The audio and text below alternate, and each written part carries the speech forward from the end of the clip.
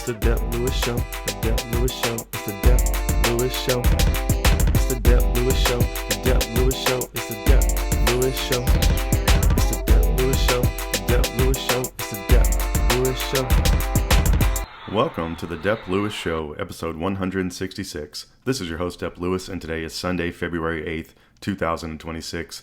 A great day for a podcast about video games and more.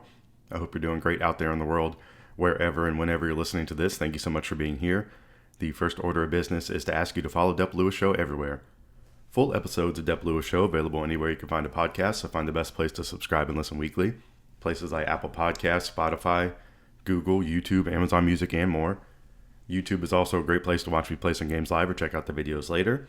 If you would like to support the show even further than just listening, patreon.com/Dep Lewis Show is available if you'd like to subscribe monthly. Also, Venmo at Dep Lewis Show is available any day, anytime, for any amount if you would like to support the show. And today's show will have three sections as always. The first section, I'll tell you about what video games I've been playing since I've last talked to you on this microphone. The mid section, which is not mid in quality, it's the middle of the show. That's where I tell you about everything going on around the video game world that you need to know. And the third and final section is a break from all the video game talk. That's a miscellaneous talk section where I normally get into the worldwide world of sports, and that would be the case today. This is actually a Super Bowl Sunday here in the United States. So the New England Patriots are playing the Seattle Seahawks, and I am pretty uninterested in the Super Bowl just based on the teams in it. But I think I'm going to pick the Patriots if I have to pick who I think is going to win. I think Drake May is on a phenomenal run. I think it should be a pretty good matchup between that and the Seahawks defense, and JSN and Sam Darnold's even been playing well, and the running back's really great. So there's going to be some pretty good matchups in the Super Bowl at least. But I think it's all lining up for Vrabel and Drake May and the Patriots to get back on the mountaintop, and that's my prediction there for this Super Bowl Sunday. But hey, this is we got to talk about the video games first. That's the most important thing going on this podcast here. So let's get right into it. What have I been playing since I've last talked to you on this microphone? So if you've been listening in any of the past few weeks, this game has been very consistent in my rotation, and that is Animal Crossing New Horizons. And I continue to play this game daily, even for just a little bit, to go check the item or keep my Nook Mile streak alive by going to access the ATM terminal and resident services building. But since I've last talked to you, I've added some more houses to my island. I have now maxed out all the plots of land that I can have. I have not maxed out all the villagers living there yet, but they're all available. I need to go use some Nook Miles tickets and get some new villagers to want to move to my island. But it's nice to have all the spaces maxed out. I have a few houses that I placed and I'm a little jealous of the location, so I might have to reconsider some things later on down the road, but I'm pretty happy with the split. I have I have 3 houses kind of on the main island. I have 4 on the big plot of land to the left, and then I have 3 up in kind of the cool woodsy area. Or like the cool area where I built the bridge to that has a little pond in the middle, and it's also next to a waterfall. So I feel like that's some pretty prime real estate on Showville Island. I've been having a lot of fun with this game. I think my favorite villager so far is Claude. He continues to be my favorite. I have a few others that I like, but most of them could ask me if they wanted to leave, and I'd say, yeah, sure, go on and do your thing. I'm pretty low on funds at the moment. I put 50K bells this morning into the turnip market. It was really hard to find Daisy May this morning, which was really frustrating. I walked around my island maybe 5 times, and I restarted the game thinking, hey, maybe it was something I just needed to restart the game. I turned off the switch, and I finally somehow found her, and I was able to get turnips. I think it was 109 this week, so that's a pretty high price. I'm still waiting to get a 6 times my money. Most of the time it's been, I think the most I've really gotten is 2 times my money and maybe like a 50% boost or something besides that. So I haven't had too much luck really on the turnip market. But I did buy my bridge. So that was useful. So that really took the big chunk of my money. And I think if I'm able to make some type of decent profit on this 50K this week, I will buy an incline. And then I also would like to get another bridge at some point. So I think those are my 2 tasks I'd like to get done. But I think the incline should be next. I have a bridge connecting to the unattainable area, so that's helpful. But another bridge, connecting it back to like the left plot of land I was talking about, where like the 4 houses are on like the big side, would be ideal in the future. But I'm too broke for that right now in this game. I need to hit a lick on some turnips, so that's what I'm trying to do. All right, what else is going on in my Animal Crossing? I'm not in too much of a hurry to pay Tom Nook on my house. I could use some more house space though, really thinking about it, because I have some cool stuff that I bought at the shops and like to display in my house, and I'm really, I guess, almost out of room or wall space kind of thing, so it would be maybe nice to upgrade that at some point, but I think I owe him 198,000 bells for my next upgrade, so maybe after I get the incline, then maybe I'll start working towards paying off Mr. Tom Nook. Maybe that'll be a plan. And if I can hit 6 times my money, I can really consider paying off Tom Nook. So, turnip market, please be nice to me this week. What else? I've been doing good at keeping the island more natural.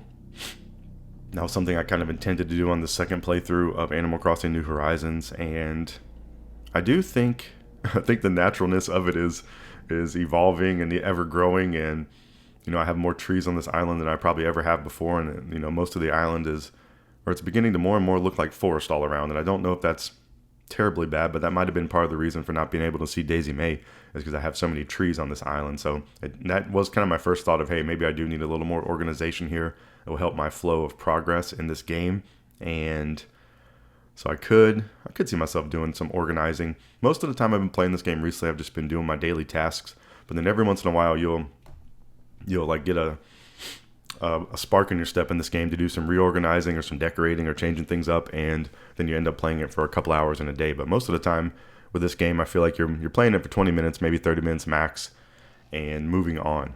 You're completing a few tasks, maybe checking the store, talking to some of your villagers kind of thing, and I've just been having so much fun with this game. This game is clearly a contender for, at the end of the year, I like to rank my favorite games from a prior year, and this is a really, really strong start, because this has been the main thing I've been playing in the new year so far, really, is Animal Crossing New Horizons. And I'm still not up to getting KK on my island. I don't know how many stars I have to get, but I'm still a 1-star island, I believe. Maybe it's only 2 stars to get KK to show up, but even the villagers are talking about wanting to have his concert and giving me items to spruce up the island, so I'm working towards it, and at some point it'll be nice to report to you that KK has performed on Showville Island.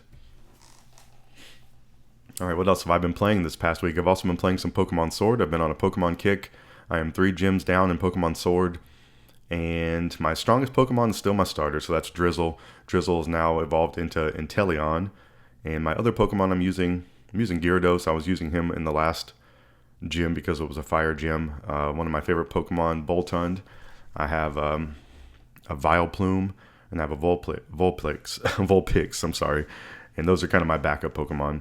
But I've mainly been walking around with Drizzle right now in the wild area, trying to level up my whole crew in general.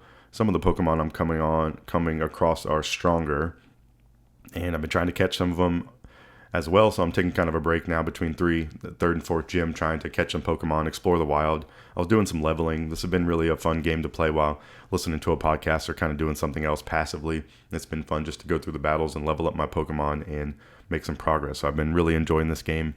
It's been a good one to kind of pick up just at any time that I feel like doing it, and even if I'm just doing some leveling, it's been pretty fun. So I'm moving on to the next gym, which I believe is fighting type characters. So I don't know if I have any really specific Pokemon to go against that, but I don't think I have anybody too weak against fighting, so I should hopefully just level up enough and maybe build somewhat of a crew to go attack that. That's what I've been kind of doing, looking up or trying to figure out a good lineup for whoever the next gym is going to be. So I've been having some fun in Pokemon Sword. And last week I also played some Legend of Zelda The Wind Waker, and I completed the Forsaken Fortress and Windfall Island, and then I just pulled up to Dragon Roost Island. So that's what I've accomplished so far in this game. But this is a game I played a long time ago. I don't know how far I ever got into this, but this game it's got to be up there for, I don't know, if I can probably complete it, it'll probably be up there for one of my favorite games. But I really just love the art style and the music and the story, and I'm liking a little bit of the old school Zelda stuff in this game too. As someone who, I beat Breath of the Wild last year, I really do love that game. It's fun kind of going back to some of the old dungeon style formula of Zelda, and a little bit of a throwback, but I think it definitely still holds up. It looks really nice on the Nintendo Classics, the GameCube section of Nintendo Classics on Switch 2. And I'm trying to think what else I want to say about that, but it was fun. You meet the King of the Red Lions, and you have to sail across the sea, and it really does take a long time. So that I'm going to be doing some sailing in this game, and that was another kind of relaxing time where you're just kind of jumping over some barrels if you need to, but you're basically just out cruising the open sea in the wonderful, beautiful Wind Waker world. So I've been having some fun with that, and I would be happy to be able to complete that game. So hopefully I'll continue making some progress. So those have been the main games I've been playing in the last week. I'm trying to think what else I played. I played a little bit of Hollow Knight, because there's been a Switch 2 update to that, and I'll talk about that some more in the midsection. But this is the year of the front log on the Dep Lewis Show, so that's my theme for the year. I'm not focusing on my backlog. I'm not trying to make a list of games to complete. I'm just really kind of focusing on the new releases. If a new game in the series, if like a fourth game in the series comes out and I'm inclined to play it and want to play it, I'm going to try to play it and not worry about going back to the beginning of the franchise for this year on the year of the front log. So for the year of the front log, so far, I think I only have one guaranteed purchase for this year, but there'll definitely be some other games I want to buy this year. But Mario Tennis Fever is the first one on the front log list, February 12th. Resident Evil Requiem, February 27th. And Forza Horizon 6 is my most anticipated game of the year that I definitely want to play. It's coming out May 19th on Xbox, and the PlayStation 5 version will be later in the year, which I will have to be waiting for, which will be sad. So, year of the front log, just so you know, just want to keep you updated on the theme of the year. And I think it's been a pretty good theme. Last year I did a lot of list making, didn't necessarily complete a lot of games. This year I'm focusing on some front-facing games, which there doesn't seem to be too many of. So and really just kind of playing whatever I want, which I guess is kind of fun and nice. And that's how I've been spending the year of the front log already. We're already a month down, which is pretty crazy. And time really does fly on by. And so that's what I've been playing in the past week. Animal Crossing New Horizons, Pokemon Sword, The Legend of Zelda Wind Waker, and it's the year of the front log on the Dep Lewis Show. So that's everything I have for the intro of the show. That's everything I've been playing. And we are going to take a quick break. We're going to hear some lovely music from friend of the show and friend in real life Ballness. And then I'm going to come back and tell you everything going on around the video game world that you need to know after this.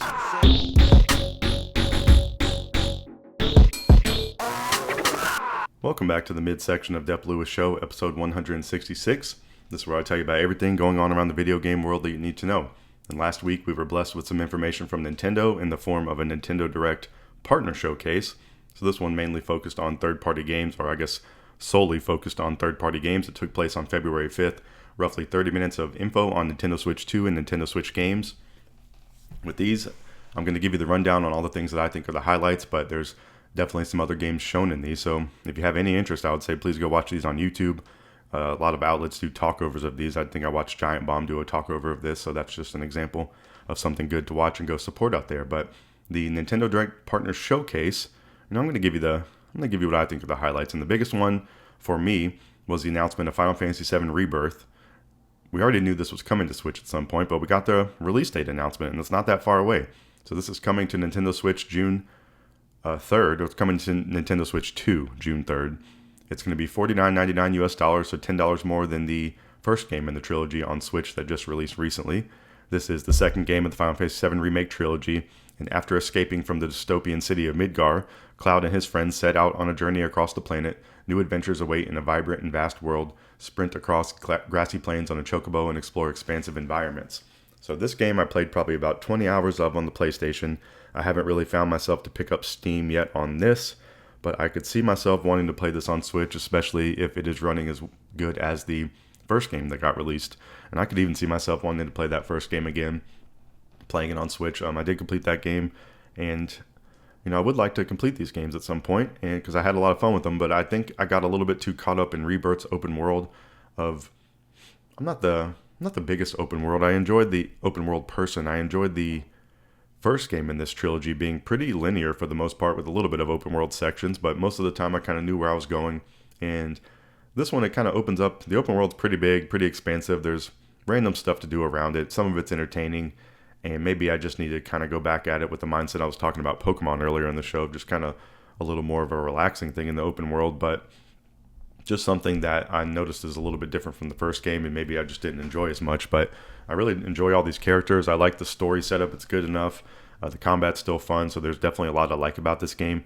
I think this game actually is surprisingly, I don't want to call it rough. It's like a step up from rough of running on the PlayStation 5. So it's going to be really impressive to see how this is running on the Switch 2, if it's running in a good fashion. And it does have me interested in trying to, play the first game in the trilogy on Switch to see how it looks, because that one definitely looks pretty beautiful on PlayStation 5. It was just the Rebirth that just looked a little bit.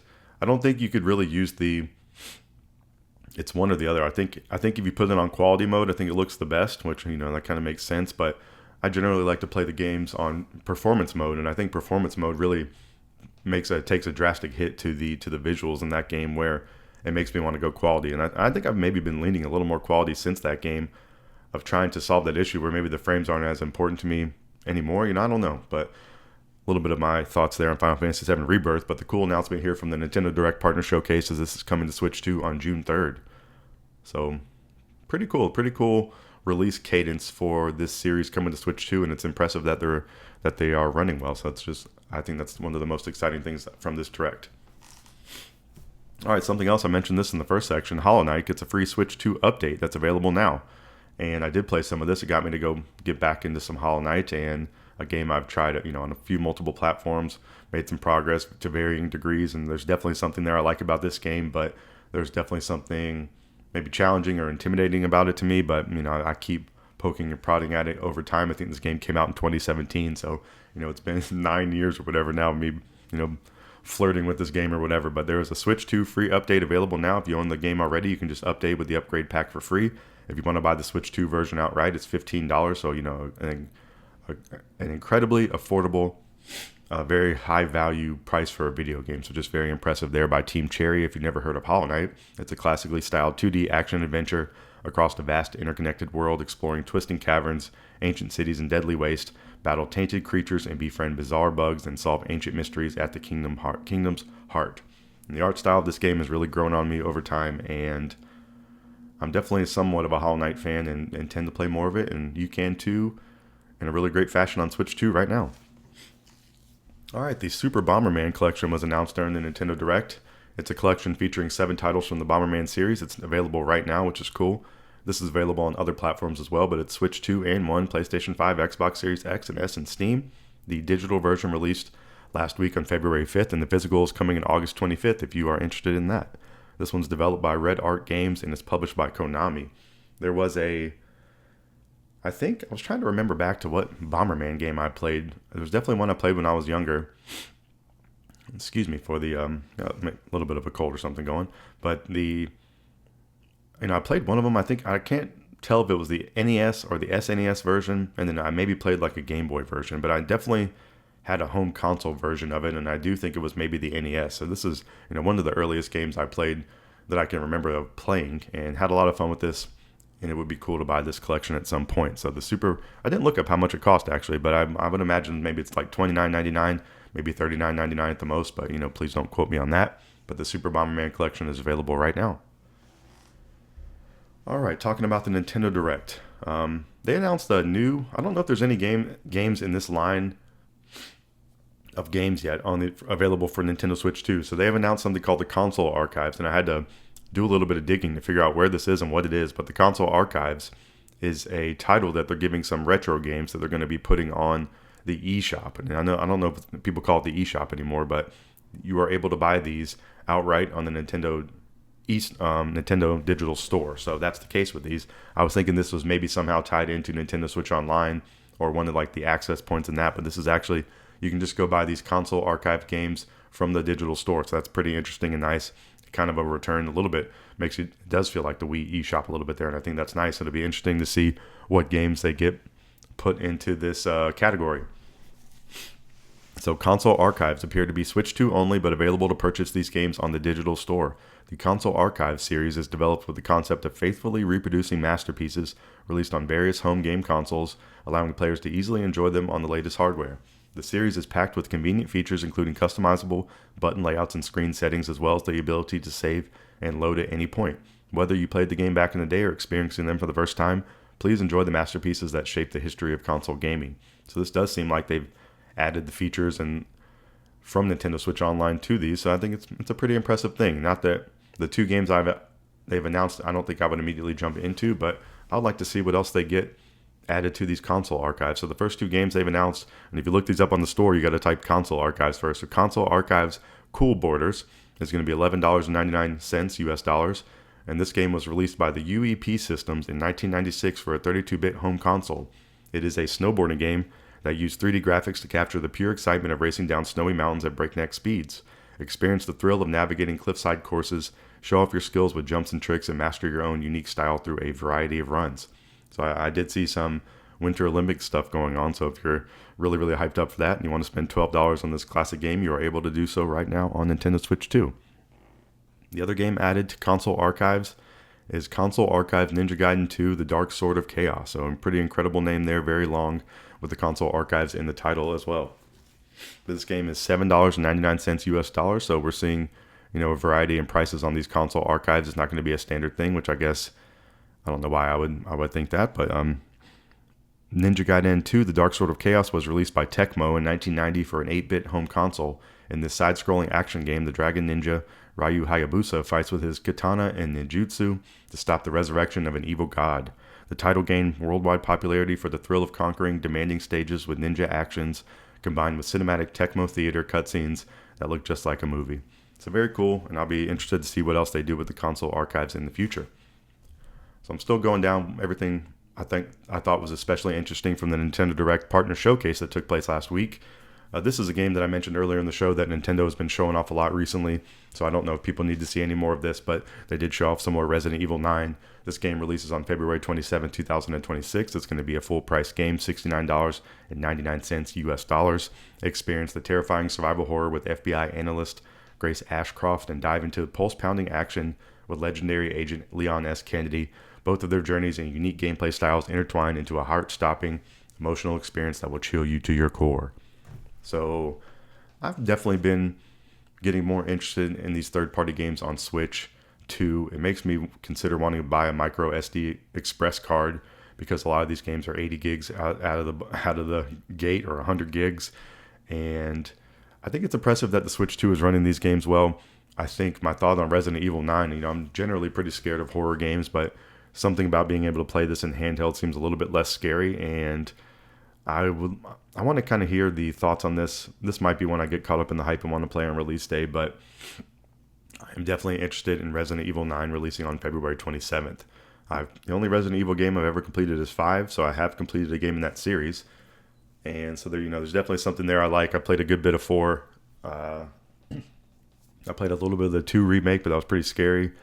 And I haven't really been into the ones recently, like with the first person. They look really, really more down the horror lane of things. And I guess I'm just trying to say I'm a big chicken over here so far. But, maybe I'll get tougher over time. We will see, and I will keep you updated.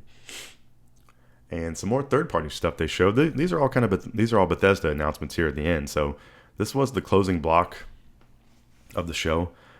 And these are all third-party games coming to Switch. I don't think any of these are way too exciting, but I think it's cool enough. And if you haven't played these games, that's kind of my thought on these third-party games. If you haven't played them, and if it's a good, decent enough port on the Switch 2, I think it's a very cool option to have on the Switch 2.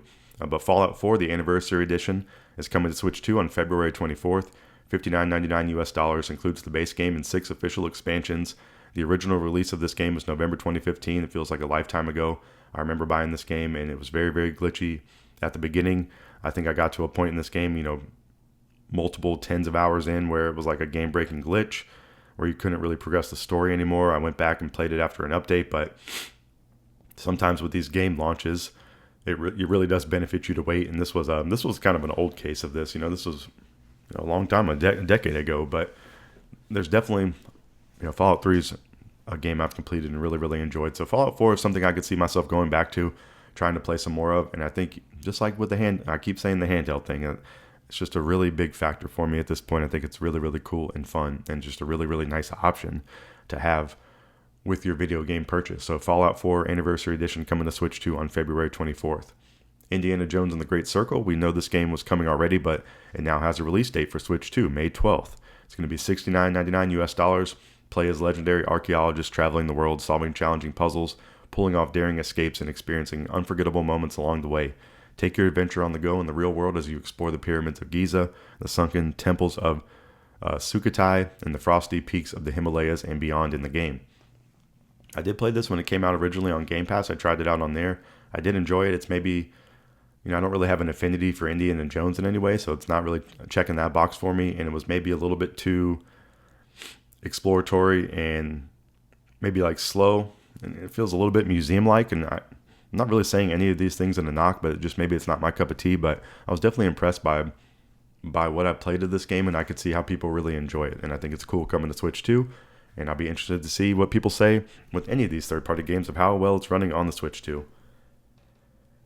And the last announcement from the Nintendo Direct partner showcase I wanted to tell you about was the Elder Scrolls 4 Oblivion Remastered is coming to Switch 2. It's in development, and it will arrive later this year is what they're saying, so maybe don't hold your breath on that. But the remastered experience will be available digitally at launch with a physically code and box edition. So that's kind of a womp womp right there, planned for a later date. Stay tuned for more over the coming months.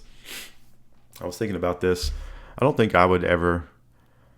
I'm trying to think... Well, let me organize my thoughts here. I want to say the first thing about Switch 2 physical games. I think they do look nicer on a shelf or like searching them at the store. I was at a local video game shop yesterday, and they actually had a surprising amount of Switch 2 games. And looking at them on the shelf, the spines of them look cooler. I like that there's more identifying colors going on. You know, it's more, you can immediately kind of tell which game it is besides just having like the general red side. So I think that's pretty cool about the Switch 2 game. So, that's something I could see about, why people want to collect them. The code in the box thing, it really is just for that specific person that really likes collecting video games and having them on the shelf. The game keycard thing, I think, is a kind of a halfway point, which I'm kind of okay with because of the fact that you can trade it in, or you can lend the game to somebody else. So I think it still has that functionality, which is nice. I mean, hey, having that option is better than nothing. And if you want to have something on your shelf, if you really are one of those kind of people, that I think you can get over that maybe with the game key card. But the code in the box one is just really, really wild. But if you're someone who never trades your games in and really just appreciate having a physical item on your shelf, at least they're putting the option out there. But I hope more of them go the game key card route, even if it's not fully on the card. Or I guess that's what the game key card is. But I would rather them go the game key card route. But the laziest option to do is just put the code in the box and keep it moving. And a lot of these companies, that's going to be, they're looking out for their bottom dollar, and that's probably going to be what they decide on a lot in the future. So it gets a little bit tougher to be a physical collector as we go forward. But, hey, that's the way the world is turning. All right, so that's everything I thought was interesting from the Nintendo Direct Partner Showcase. We talked about Final Fantasy VII Rebirth, Hollow Knight, Super Bomberman Collection, the console archives editions of Cool Borders and Ninja Gaiden 2, The Dark Sword of Chaos. We talked about Resident Evil 9, Fallout 4, Indiana Jones and the Great Circle, and the Elder Scrolls 4 Remastered. So that was everything from the Partner Direct, and there's, plenty of other video game things I want to tell you about, so let's get into those. And keep it on the Nintendo side of things. There's also been 2 new additions to Nintendo Classics, which is the Netflix style of games you get access to from subscribing to Nintendo Switch Online. So some of their stuff here is confusing. Like just like with that console archives thing, you really, if it's your first time interacting with it, you're definitely going to be confused. And I'm somebody who interacts with this kind of stuff every day or weekly, and it even takes me a second to get it together. And not that I would, not that I can just not be a dummy, but you think I would have a better grasp on this, being someone who keeps up with video games so much. So it's hard to imagine someone who doesn't understanding these things. But Nintendo Classics has 2 new additions to the Game Boy section, and the Game Boy is in the base Nintendo Switch Online. So that's the one, if you just pay $20 a year, you get access to. So they've added Yoshi, which is an action puzzle game starring Mario's trusty buddy Yoshi. If you've never heard of Yoshi, he's pretty awesome. And who has been imprisoned in an egg. Now it's raining Goombas, bloopers, and Boo Buddies. And you have to help Mario stop the airborne invasion. As the critters fall, catch them on trays, stack 2 of a kind, and they both disappear, or capture the whole bunch in between eggshells. When the eggshells match, out hatches Yoshi, and up goes your score. The action heats up as the characters fall faster and faster. To save the day, switch and shuffle, and don't let your piles get too high. The other game they added was Balloon Kid. And this one takes place in the town of Pennsylvania. And it's like pencil, like a pencil like you write with, is how they spelled Pennsylvania in this. Just thought that was kind of funny. There lives a brother and a sister who love to play with balloons. Alice and her younger brother Jim would spend countless days filling the skies with their balloons. And this description of this game is just is funny as well. It's just such a simple concept. It makes it sound like it's more highfalutin, I feel like. And then you get down to it, it's just going to be kind of a simple arcade game. But they do a good job here setting up the concept and the theme of this game. Alice and her younger brother Jim would spend countless days filling the skies with their balloons. One day, Jim filled all of his balloons and tied them together to make a beautiful balloon rainbow across the sky. But suddenly, a strong wind came and carried Jim away. As Alice, you must save your brother from peril. Float through 8 different stages as you follow Jim's trail of balloons. Collect as many balloons as possible to earn bonuses. Test your piloting skills to avoid enemies, or let go of your balloons to face enemies on the ground. In balloon trip mode, compete for the highest score and move up the ranks. Take a big gulp of courage and give Alice a hand as she searches for her missing brother. So whoever developed the concept of that or wrote the concept paragraph for that, I think did a very great job of selling Balloon Kid, which is now available on Nintendo Classics along with Yoshi. So 2 new Game Boy additions to Nintendo Classics for Nintendo Switch Online. So if that's not confusing, then you probably play a lot of Nintendo. All right. What else to tell you about this week? This one's just kind of rumor mill. Just keep this one on the radar. There was apparently some type of trademark filed for Splatoon Raiders. So all the rumor mill is spinning that there's some type of announcement coming soon. So that's just all allegedly. But in Splatoon Raiders, you play as the mechanic and explore the mysterious Spherolite Islands alongside Deep Cut in a new Splatoon spin-off game launching exclusively for Switch 2. So Splatoon 3 is one of my favorite games of all time, and that is really just based on playing the multiplayer. I've never really played Splatoon single player. I played maybe 30 minutes to an hour of Splatoon 3's single player and enjoyed what I played, but my main attraction for Splatoon is going to the online. So this one is something that I probably will be tempted to play. It's a little bit of a less exciting announcement to me than Splatoon 4, but I will give Splatoon pretty much any credit or any leeway going into things that they want at this point until they prove me wrong, because I really, really love Splatoon 3, and that was a series that I was kind of sleeping on until the 3rd entry in the franchise, and now it's one of my favorite games. So Splatoon Raiders, just a rumor mill, might be an announcement coming for that sometime soon. Pokemon is having its 30th anniversary. I think they had a teaser trailer last week, and the 30th anniversary is on February 27th. So expecting some type of announcement, some type of showcase, and I'll definitely keep you up to date with that. But it would be cool to get some remasters of some old games. We might get the announcement of the new mainline game or some of the common theories, but it's 30th anniversary is a pretty big one, and I think we're gonna get something cool. So that's my hope. Also, they are celebrating 30 years of Pokemon with a special video debuting during the Super Bowl tonight, which is February 8th. So if that's going to be, I don't know if it's just going to be, hey, it's just announcing the 30th anniversary, or they're actually going to talk about a product that they're going to sell. So I'll maybe bring that one back up next week after the Super Bowl that takes place today. So Pokemon 30th anniversary is coming up soon, February 27th. So put that on your radar as well. All right, Borderlands 4 is a video game that released last year, September 2025 for other platforms, for Xbox Series, PlayStation 5, and PC. It is a mayhem-fueled looter shooter jam-packed with billions of weapons, deadly enemies, and intense co-op action. Break free from a dangerous hidden planet as one of our 4 new badass vault hunters, developed by Gearbox, published by 2K. This is the one where Randy Pitchford said, if you can't afford the price, then you're not a real fan. So, I feel like that's one of the worst marketing lines in history of selling a game. But Borderlands 4 has been selling extremely well, and which is a little bit surprising to me, because I feel like this game kind of came and went, but I guess Borderlands has big enough of a fan base where it can garner those kind of sales. But the announcement here for Borderlands 4 is the development for Switch 2 has been paused per Take-Two Interactive. It seems like it might be delayed indefinitely. It seems like it may never happen, but this was supposed to release October 2025, and it got delayed, and now it seems like they're putting an even bigger pause on the development for Borderlands 4 for Switch 2. But with with all these third-party games coming on Switch 2 and running well, I think it's going to be, something these big companies want to tap into and, make some money off of. So I would maybe expect them to try to put the work in on this. I didn't really see, how taxing or how great this game was. Actually, this game was having trouble running on PC. I definitely remember watching Jeff Gerstmann stream this, and he has an elite PC setup, and he makes the joke about how it has to compile and compile the shaders every time he plays, and then sometimes it was taking 45 minutes one day, and he was like having to restart the game or update or having these problems, and he was basically making that screen seem like a major gameplay function in the game. So I guess I could see why it would be troublesome to have that running on the Switch 2, but that was the announcement there for Borderlands 4 Switch 2 edition. It's been paused. All right, more news, video game news to talk about this week. Nioh 3 has been released, and this released on February 6th for PlayStation 5 and Windows, developed by Team Ninja and Koei Tecmo Games. I think I was wondering about that last week. It's published by Koei Tecmo, and you will need to use both samurai and ninja combat style in your battles against formidable yokai as you explore a thrilling open field. So Nioh 2 released in March 2020, so it's been 6 years, and I watched some Team Kayla on Twitch, which is Dan Reichert's sister, and she streams as well, and she's very, very proficient at these games and a big Nioh fan, so it was fun to watch her play this, and she actually joined Giant Bomb with Mike Minotti and Dan for a quick look. So if you want to see some gameplay of this, Mike keeps talking about how it looks like a PS4 game.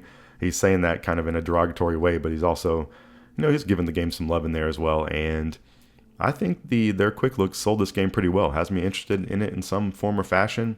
And I guess if you watch Team Kayla, she will really, really sell you on this game because she's a huge fan and seems like she's been enjoying this game a whole lot. And she was kind of shepherding Mike through it. So that would just be a recommendation to go watch that if you want to check out some Nioh 3 gameplay. But this one definitely is up there on my radar. There's been a lot of ninja games recently. I've been still making progress in Ghost of Yotei, but there was a lot of Ninja Gaiden games last year. There was Shinobi, there was the Assassin's Creed Shadows. So really, really great time for ninjas out here. And it seems like a lot of these games are pretty high quality, which is nice. So Nioh 3 released on February 6th, which is available right now. All right, Fields of Mistria is a video game where you start your new life, build the farm of your dreams as you discover a world brimming with possibilities, magic, romance, and adventure all await you in this nostalgic farming life sim. This released, I think it was last year. It's been in early access. Maybe it was actually the year prior, but the news here for Fields of Mistria is the fourth major update is coming out February 23rd, so just a few weeks away. This will primarily feature the conclusion of the Mines storyline and the reveal of a new bachelorette. They have a roadmap that you can view for all the details if you want to look at those. This one's titled The Mines Update, and then the next update after this on their calendar would be the 1.0 update, which they have as TBD, but it's for 2026. And Fields of Mistria seems like a high-quality video game. It's not one that I've tried, but it's something I followed because of the great Sarah Pod, somebody I like following on the internet. She is the social media and marketing manager for NPC Studio, so firsthand helping with Fields of Mistria. And just a really, really great person to watch on the MinMax podcast and her own streaming on Twitch, twitch.tv/SarahPods, I believe is what it is. So it's just definitely want to shout out anything related to her because she is a great internet person. So go check out some Fields of Mistria, a major update coming out on February 23rd. And then we'll be hitting 1.0 sometime later in the year. And then keeping in line with these farming games, maybe you've never heard of Fields of Mistria, but you possibly heard of Stardew Valley. And this one has an update 1.7 coming. This will include, among other things, 2 brand new marriage candidates. Concerned Ape revealed this in an interview in celebration of Stardew Valley's 10th anniversary. And that was another shocking one to me. I can get behind Pokemon being 30, but Stardew Valley being 10 does not seem correct, but it totally is. The original release of Stardew Valley was February 26, 2016. If you never heard of that game, you've inherited your grandfather's old farm plot, armed with hand-me-down tools and a few coins. You set out to begin your new life. Can you learn to live off the land and turn these overgrown fields into a thriving home? So just a excellent top-tier 10/10 video game, and cool to be seeing content added to this in the future. And I kind of expect that with Fields of Mistria as well. Fields of Mistria has been getting content added in early access, but I'm sure they will have some additional content down the line, which is nice. That I think these games really are suited well for adding content into them, and I think that is I bet the developers enjoy that aspect of it. I guess maybe it's a little bit stressful of knowing what to put and when to know your game is ready, but being able to work on it after the fact and update it and have them fit so seamlessly into the original version, I think is a really, really cool thing. And one of those things that is I like having the games on the disc, having the physical media sometimes, and talking about the codes in the box. But some of these update things really, really are nice for the modern age, and these are some examples of that. All right, the last thing I want to talk about in the midsection is a little bit of an update on the Steam hardware that's being released. So last year, I guess it was in the fourth quarter of last year, Valve announced that they are releasing a Steam machine, a Steam frame, which is like their VR headset, and a new Steam controller. And so they are saying that their hopes are still to ship the Steam machine in the first half of 2026. Our goal of shipping all 3 products in the first half of the year has not changed, but we have work to do to land on concrete pricing and launch dates that we can confidently announce. So my take on this is I think it's unusual. I think they had the perfect announcements. It makes me disappointed that they're kind of fumbling this. And I think maybe it was a difference in they announced this and marketed it, and everyone in the public got the opinion that this wasn't going to be like a a super elite expensive machine. It was going to be a little more affordable, trying to get like a PC option for your TV in your living room. So I think that was kind of the general consensus. I've even heard people thinking the $300-$400 range. I was kind of maybe thinking more in the less than 1,000, maybe 600-700, kind of in the PlayStation 5 range.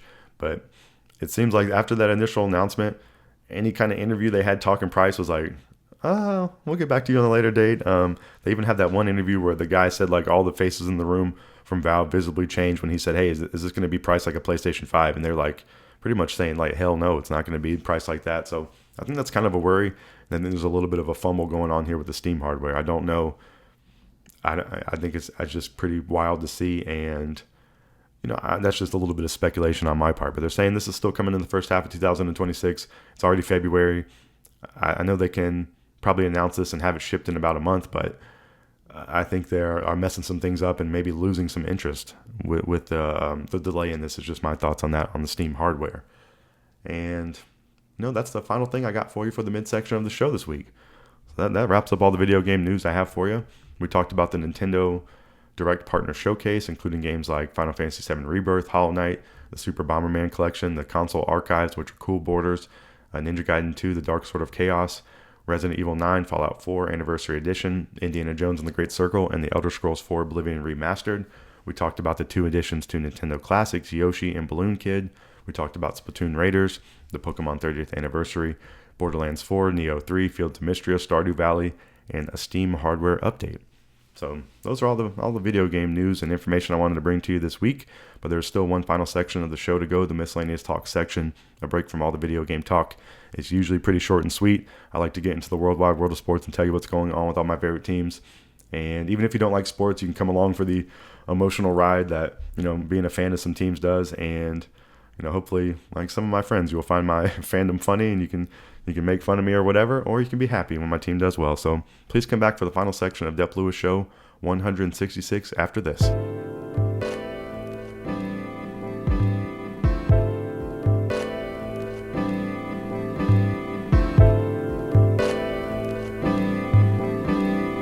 Welcome back to the final section of Dep Lewis Show, episode 166. This is the miscellaneous talk section where I can talk about anything I want to outside the video game world. So I want to get into the worldwide world of sports as I always do and tell you what's going on with all my favorite teams. Starting with the NFL, the Carolina Panthers. They're in the off season, but it's Super Bowl Sunday, so the entire season's coming to a close. And with that comes some awards, and Teteroa McMillan, T-Mac, the rookie wide receiver for the Panthers, won Offensive Rookie of the Year. So just a phenomenal addition to the squad. Really, really fun player to watch, and it's really, really impressive how much he stands out on the field already as a rookie.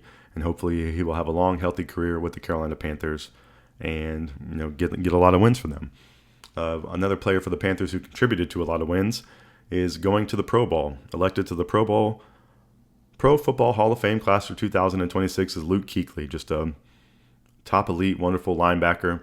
Had not a short career, but spent his whole career with the Panthers. Retired maybe a little bit early from what people expected, but I think he played for a decade. Every time he was on the field, he was making a difference, making a huge impact, and one of the best Carolina Panthers to ever do it. And, congratulations to him and T-Mac on their Hall of Fame and awards. All right, what else? So it's Super Bowl Sunday. Already talked about that. I think the Patriots are going to win, and we will be moving on to next season. So really, really off season for the football world after this. The basketball world, talk about my favorite teams there, was the trade deadline last week. So I'm a halfway fan of the Hornets since I've been a North Carolina resident for a couple years now. February 5th was the trade deadline, and the Hornets made a really, really strong move, I feel like. They traded for Kobe White from the Bulls and Mike Conley Jr., who they ended up waiving, and the Bulls got Colin Sexton, Ousmane Deng, and 3 second-round picks, which I think ended up turning into 2 picks because of a little bit of some type of disclosure about a Kobe White prior existing injury or something like that. So hopefully Kobe White will be ready to ball. I think it's a nice addition to the squad. I think he will be kind of like the secondary ball handler for the most part. I kind of consider LaMelo the top ball handler, and then would be in addition out to Khan and Brandon Miller. So I think he's going to kind of come in and take on those duties of running the squad when LaMelo's not in. And I think Colin Sexton was doing a good job with that, but I think Kobe White's definitely an upgrade. I think a little bit younger and just a really nice move. Nice to see the Hornets make an upgrade. It's not a giant swing, so I think that's pretty smart not to mess with the formula they have going on currently, and just making a really, really strong addition who kind of fits in with the guys really well. And I think it's a really nice trade for the Hornets, and shout out to them for doing so. So since last week, the Hornets played on Monday versus New Orleans, and I actually went to this game. It was an afternoon game, and the Hornets won 102-95. It was cool to see Zion. He definitely looked very, very strong out there, but I don't think he didn't really look like the number one option on the team for them. They had some other good young guys playing for the Pelicans, but it was impressive seeing, Zion had some spectacular plays, and you could definitely tell, he was the strongest or one of the strongest players on the court out there. So cool to see. I don't think I've ever, I keep trying to rack my brain with all the cool basketball players I've seen, and, being able to go to some Hornets games, I've been getting to see more of them. So it's been really, really fun, and had a great time, going to see the Hornets play. Then later in the week, Thursday at Houston, the Hornets won 109-99. Saturday at Atlanta, the Hornets won 126-119, and that is 9 wins in a row for Charlotte. So next week, they'll be playing Detroit. They'll be playing Atlanta again, which is in Charlotte, which I might end up going to. They're playing Houston, Cleveland, and the Wizards. And then my favorite NBA team, who has been really, really making me mad recently, is the Atlanta Hawks. And for the trade deadline, they made some good moves, I would consider. They traded kind of right before, maybe a day or two before the deadline, they traded Vic Krejci to Portland for Duop Reith, I believe is the name. He's a center and 2 second-round picks. So Vit was a guy that came, I think he was like playing on 10-day contracts, and they gave him somewhat of a deal and was playing well for them at the close of last year, maybe the year prior. So definitely kind of earned himself a little bit of room in the league here, and then getting traded to Portland.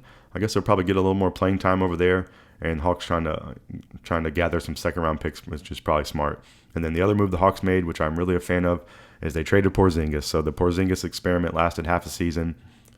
It seemed a little bit exciting at the time, but once you trade away Trey, I think all gloves are off with this team, that they really are kind of rebuilding. And they traded for the Warriors' Jonathan Kuminga and Buddy Hield. So I'm a Buddy Hield fan for sure. I liked him back when he was on the Pacers a lot. And Jonathan Kuminga is a younger player with untapped potential, a long wing player, so that's something nice to pair along with Jalen Johnson and Zachary Richeche and some of the other people on the squad.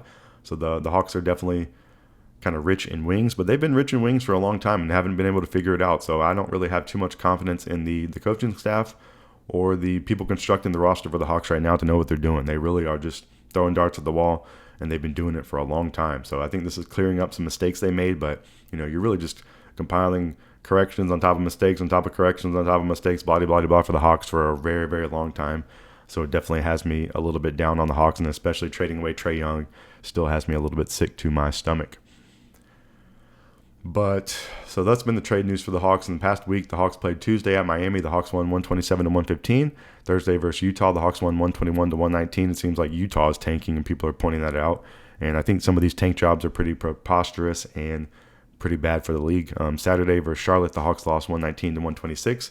And the next week, the Hawks will play the Wolves, Charlotte, Philly, Miami, and Brooklyn. So I will definitely keep you up to date on that, and might possibly go see that game in person next week. I'm going to check out the ticket prices and just see kind of what I'm up to, and might end up going to the game. What else? So that's everything for the NBA world. My favorite Major League Baseball team is just in the offseason, the Atlanta Braves. I really have nothing to report to you on them besides the 2026 season begins for the Braves Friday, March 27, 2026 versus the Royals. And I am beyond excited for the beginning of baseball season. I can't wait for it to be here. And I don't have any general MLB news for you. And that's really everything I have for you for this final section of the show. So we talked about all my favorite teams. We talked about the Panthers, the Hornets, the Hawks, and the Braves. And today's Super Bowl Sunday, so hopefully you will enjoy watching the Super Bowl. If you're listening to this in real time, I will tell you next week who won and keep you updated on everything once again next week. So that's going to wrap up this final section. That's going to wrap up the entire show. I'd like to reiterate some promotional talk from the beginning. Please follow Dep Lewis Show everywhere. Full episodes of Dep Lewis Show available anywhere you can find a podcast. So find the best place to subscribe and listen weekly. Places like Apple Podcasts, Spotify, Google, YouTube, Amazon Music, and more. YouTube is also a great place to watch Replacing Games live or check out the videos later. If you would like to support the show even further than just listening, patreon.com/Dep Lewis Show is available if you'd like to subscribe monthly. Also, Venmo at Dep Lewis Show is available any day, anytime, for any amount if you would like to support the show. I thank you so much for listening. I really do appreciate it. I hope you have a wonderful week out there in the world, wherever you are. If things are going poorly, I hope that changes. If things are going good, I hope that continues. I'm trying to think if there's anything else I want to say before I close out this week over here. I don't know. Hopefully I'll make some money on the turnip market to Animal Crossing. And I guess that's my one silly hope. But I hope everyone has a great week out there. And I'll be back neck week for another episode of the Dep Lewis Show. And I'll talk to you then. Goodbye.